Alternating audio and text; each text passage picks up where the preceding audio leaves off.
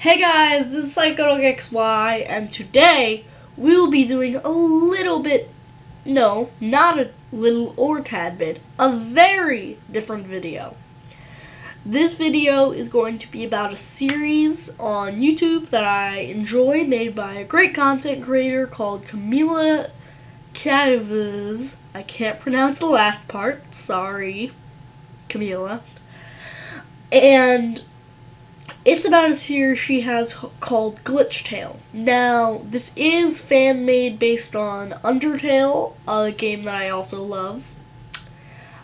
Which, this isn't a game, but Undertale is a game, sorry. So, if you don't know at least a basic understanding of Undertale, like played through it once in any route, you won't get it. So basically, this is mostly for Undertale fans that have watched Glitchtale. So basically, this is not going to get a lot of views. But I don't care because I do what I want. Yeah! Because that's the formula of my videos. So, I'm going to be going over episode 4 of season 2 called Love. Now, if you haven't watched this episode yet, you should. Won't get, 1, spoilers, 2, you won't get anything I'm talking about if you don't. Now, we're going to be talking about the final seconds of the episode, where you can see Frisk. If I was good at editing, I would pop up like the episode thing in like these seconds, but I can't, so I'll just describe it since you already know it. Frisk shows her black box, whatever it's called, her screen that describes her love, where she is, and her name. Well, it's zoomed into her love, where she is currently at 1 because she went on the pacifist route in this particular course of events, we'll call it. And boom! 2 love, and before we can even think about it, cut out, roll the credits. So I'm going to be talking about why I believe this happened, what I think it means for the series, and what may have caused this. So first, let's go over the basic why I think the series is going in this direction of Frisk gaining love. I personally believe that Camila is good at writing Glitchtale. Personally, I think her storylines are interesting and very different from regular Undertale. And that's why I think she's just trying to follow us and keep us hooked, make it more interesting, because as many of you will be familiar with, in stories, the art of cliffhangers is often used. And Camila, as smart a storyteller as she is, uses these a lot.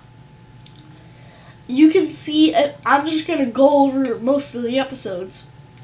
In season 1, episode 1, where she doesn't really even know what she's doing with it, she wraps it up without a cliffhanger. This seems like it's just the end, mostly because she didn't really know if she was going to make this a full-time series. It was mostly based on the comment section. It's enjoyed. She goes for episode 2, and it ends with Sans saying, "Frisk, take your time in the ruins." Some might call this a cliffhanger, some might not. I personally believe it is considered a cliffhanger. Episode 3 strongly uses cliffhangers. At the very end, you see Kara has one, while we all think, oh, the good guys are always going to win, because, well, that's how it goes. In this one, Kara gets the determination, even though the entire episode is about Sans and Flowey trying to get it instead. Because if Kara has it, she can reset, making her almost invincible. Well, basically invincible. So, it ends on a cliffhanger of Sans / Gaster teleporting away with Frisk with no determination. So, at this moment, we don't even know if Frisk is alive or not. Episode 4 definitely ends on a cliffhanger too. It's Azrael Dreamer, and, well, it shows Azrael Dreamer right in front of Kara, about to fight Kara. So it's definitely a cliffhanger in my book. However, the 5th episode of this season seems not to have a cliffhanger because it's just the crew staring off into the distance. I don't think that counts as a cliffhanger because it seems like everything wraps up. Frisk destroys the reset button, and I'm guessing a lot of people, like me, thought, wait, there's another season of this? And probably thought, oh, Frisk must, this must be a fully different thing. This must not be that, because it seemed like it wrapped up so perfectly. Yet, in comes Betty Neuer. I think that's her last name. And this is where it really starts getting intense. In the first episode, there is definitely the cliffhanger. I'm trying to think back to them because, guess what, guys? I haven't studied, so this is all my memory. Because I don't script these, so I haven't thought of studying. I just thought, this is a great idea for a video. Roll camera. But racking my brain, I'm pretty sure the end of episode 1 is Jessica being told by a character we don't know, but that is actually Betty, hey, I can deliver what you want on a silver platter. All you gotta do is do this. So, obviously, that happens. Then, episode 2 of this season is Sans dying is the end. I'm pretty sure. Yup, the end is Azrael, blasting out of there. And the actual end, though, is quite horrifying, which is Betty wrapping up Jessica and saying that she needs the hate vial in the form of Jessica's daughter, then going to a murderous form of Jessica's daughter that gives me nightmares. Thanks. I forgot your name, Camila. Sorry. Brain fart. But it does imply some things that make it very much cliffhanger. One, Betty is very intent on killing all of these monsters, even if Jessica no longer wants it. Which shows a lot about Betty's character, that she kind of wants this too, and that Betty was getting something out of the original deal. Secondly, it's implied that she absorbs the hate vial, even though we know that not to be true now. Because, well, no, not because, this is a bad transition. Enter episode 3, Do or Die. This is a great one, which is mostly Gaster's fight with Betty. And it does leave on a pretty good moment for a cliffhanger. I'm just kidding. It's an amazing cliffhanger. Undyne has literally just killed Alphys, her love interest, which you already know, and is fading to dust. And enter epic as heck, Undying. Even though it's called Undyne the Undying, I'm just calling it Undying, because I'm cool. But, so it ends on the cliffhanger of Undyne saying, do or die to Betty, and them about to be in a fight. Now, the amazing thing about this cliffhanger is what many people say is a complaint is that Camila doesn't get videos out often enough. I think she gets them out just fine, considering it's animation, and that's time. She's a person, not a robot. She has friends too. But it's actually adding to the suspense that it takes so long because we're spending all this time theorizing. Like, me personally, I was thinking, oh, Undyne is totally gonna die. I mean, there's 2 more episodes of this. I don't think they can fit Undyne killing Betty into 2 episodes. But instead, entering episode 4, we see 1, at the very start, Betty absorbs a hate vial.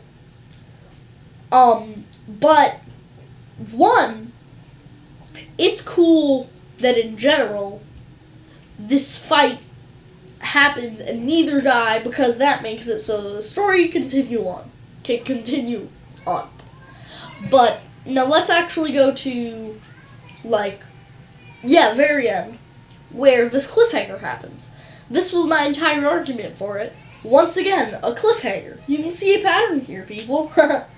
But, other than that, that is basically why I think she's taking this direction, because it can go for a cool cliffhanger.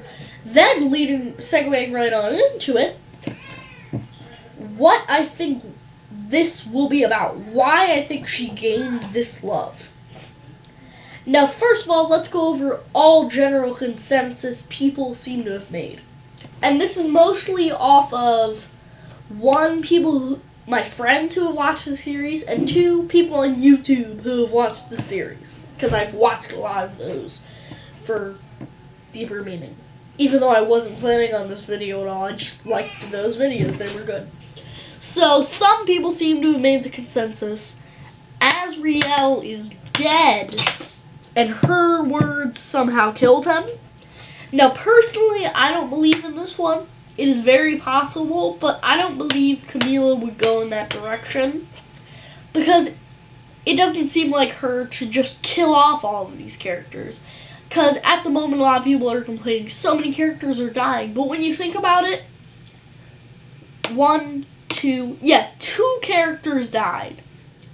One of them, personally, while I love him, favorite character ever, Sans, died.